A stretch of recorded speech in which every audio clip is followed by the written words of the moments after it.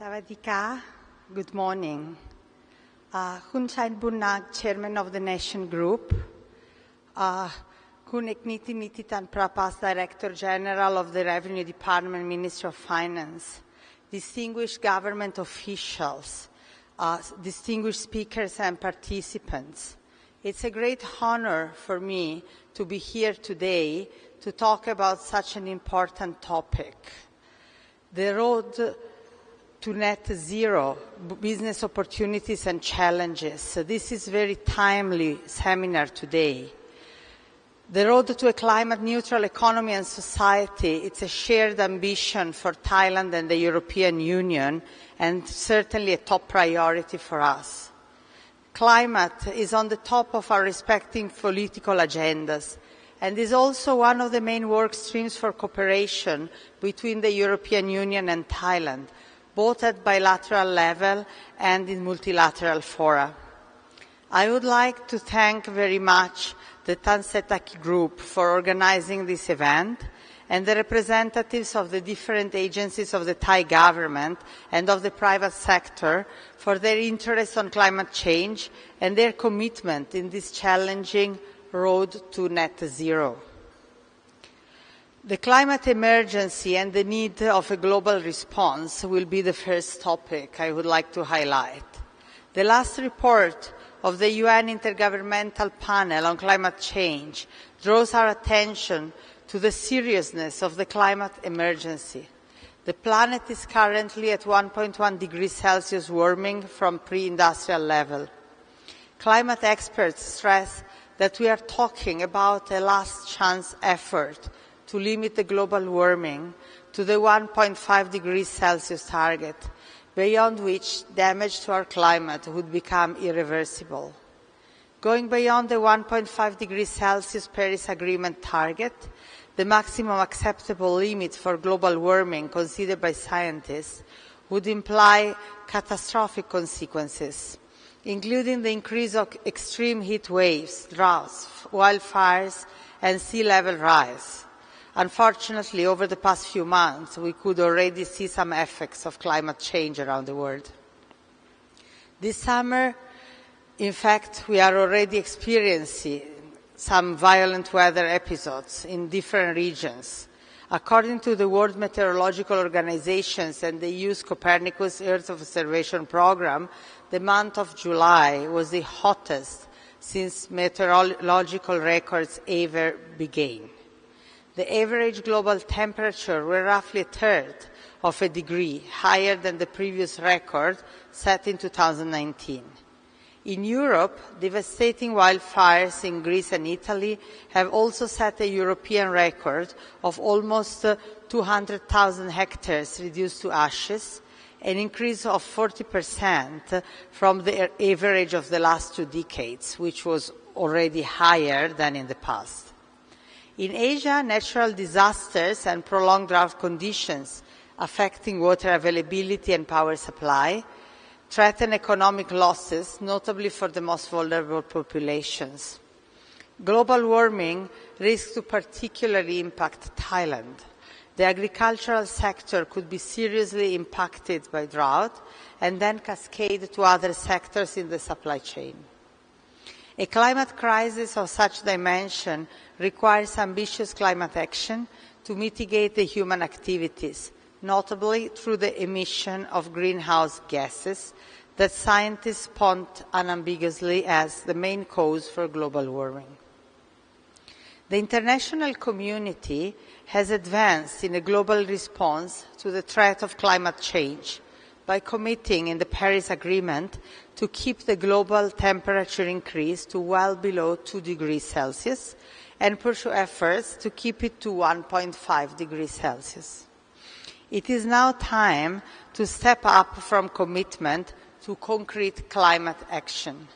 The European Union plays a leading role within the UN Framework Convention on Climate Change to step up the global response to the threat of climate change. Next landmark in this global action on climate will be the COP28, hosted by the United Arab Emirates from 30 November to 12 December. The EU will strongly advocate for a global energy transition pledge consistent of three intertwined elements. First, triple the average annual deployment of renewable energy between now and 2030. Second, double the annual rate of energy efficiency improvement during this decade. Third, completely phase out unabated fossil fuels well ahead of 2050. Second topic is the EU leadership on climate change. In line with the EU commitments to global climate action under the Paris Agreement, the EU adopted the European Green Deal with the ultimate objective to become a climate-neutral continent by 2050. Achieving net zero greenhouse gas emissions by 2050 is a legally binding commitment enshrined in the European Climate Law adopted in 2021. This law also sets a new, more ambitious intermediate reduction target for greenhouse gas emissions of at least minus 55% by 2030, compared to 1990 levels. The so-called Fit for 55 package comprises a number of legislative initiatives ranging from the application of emissions trading to new sectors, to increased use of renewable energy, greater energy efficiency, and a faster rollout of low-emission transport modes, notably through the switch to electric vehicles and the development of new standards for sustainable fuels for aviation and maritime transport. In order to achieve our decarbonization objectives, carbon emissions must be reduced in all sectors, from industry to energy to transport and farming. The European Green Deal is supported with a roadmap that includes 50 actions across economic sectors that will contribute to reach the climate targets in a fair, cost-effective and competitive way. The implementation of the European Green Deal aims at ensuring that there will be opportunities for everyone, supporting vulnerable citizens by tackling inequality and energy poverty, and strengthening the competitiveness of the private sector. The European Green Deal is about cutting emissions, but also about creating a new growth strategy, a green transition that will improve our economy and societies, with a greener mobility offering clean, accessible and affordable transport, creating markets for clean technologies and products across entire value chains in sectors such as energy and transport, construction and renovation, switching from a linear economy model to a circular economy model, increasing the share of cleaner renewable energy and greater energy efficiency, establishing a sustainable food system.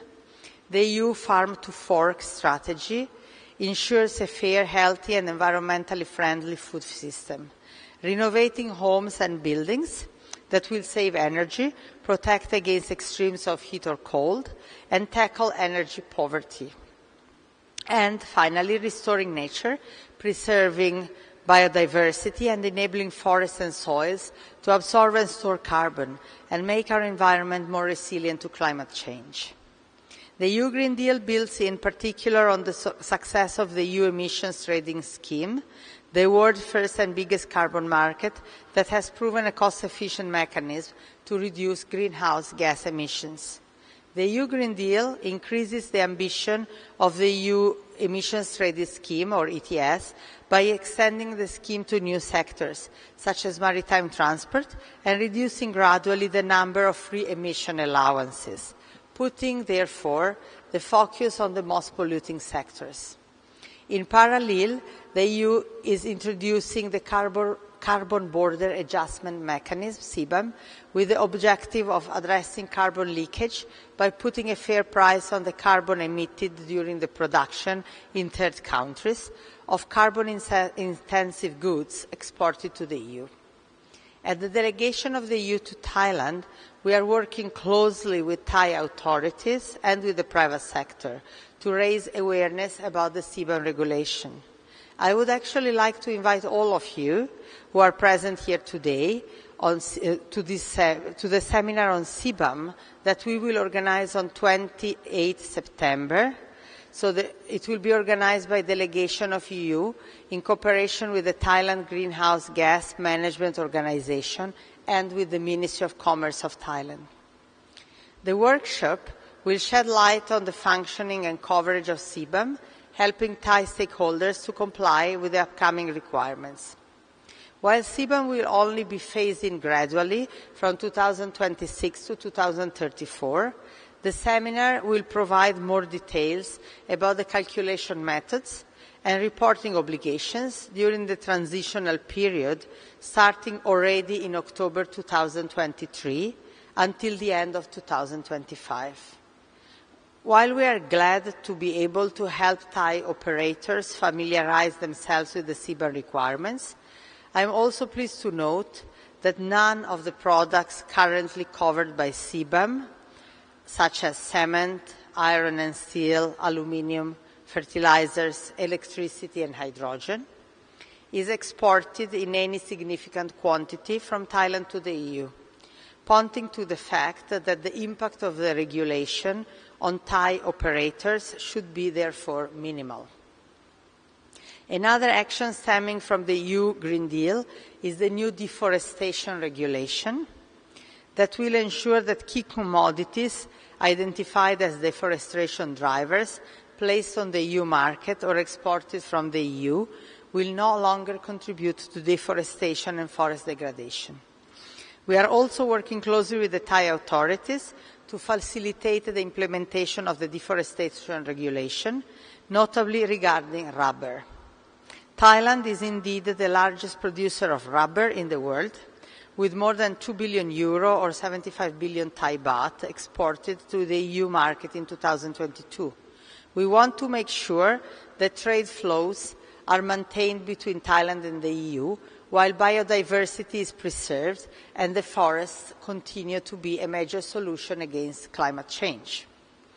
The commitment of Thailand on climate and avenues for cooperation with the EU is the next topic of my presentation. Climate change is a global threat and can be only addressed with a global response. This is why the EU actively engages and supports its international partners on climate action multilaterally, in particular through the UN Framework Convention of Climate Change, UNFCCC, and its Paris Agreement, and also bilaterally. An inclusive and effective climate multilateralism actually implies that we all do our part in terms of cutting emissions to reach climate neutrality and save our planet from the threat of global warming. The EU welcomes the clear commitment of Thailand as formulated in its long-term low greenhouse gas development strategy.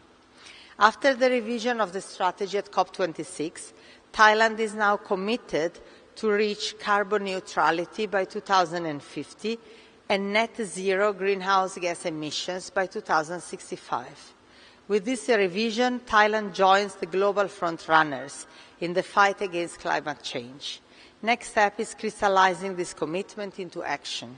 It's about designing the policies and instruments that will allow Thailand to work through this road to net zero. At the delegation of the European Union, we are following closely the steps that Thailand is taking to move its economy and society into a green transition in the context of the Bio-Circular Green (BCG) economic model. For instance, as regards the electrification of the automotive sector, a key sector for the Thai economy, but also on the ongoing debates about the development of a mandatory emissions trading scheme or the establishment of a carbon tax. The road to net zero is very present in the engagement of the EU and its member states, EU team, with Thailand notably through different cooperation projects. I just mentioned a few examples. Since last year, the EU works with the Thailand Greenhouse Gas Management Organization, TGO, to include Thai cities in the Global Covenant of Mayors for Climate and Energy. The project has strengthened the capacity of 200 cities and government officials and supported 86 cities to develop scientific climate action plans aligned with international standards and Thailand's determined contribution to the UN Framework Convention on Climate Change. The EU also supports the efforts made by Thailand to mitigate emissions from civil aviation through the regional program contributing to the Carbon Offsetting and Reduction Scheme for International Aviation, the so-called CORSIA project. This EU project has supported the Thai Industry Standards Institute, TC, to finalize the accreditation process and successfully accomplish the first accreditation of the CORSIA verification bodies.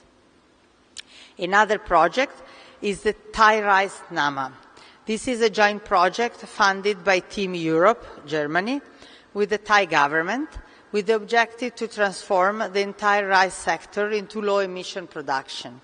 Very substantial reduction of methane emission evidence, with 100,000 farmers and households expected to benefit from the projects. The upgrade of the EU-Thailand bilateral relations with the signature of the Partnership and Cooperation Agreement, PCA, last winter, allows to explore new avenues for common work on climate issues. The negotiations for a free trade agreement between EU and Thailand that will start in Brussels in only 2 weeks will also solidify commitments on climate in an ambitious chapter on trade and sustainable development. I mentioned earlier the interest of the EU delegation to accompany Thai stakeholders in the implementation of climate-related EU instruments such as CBAM and the deforestation regulation.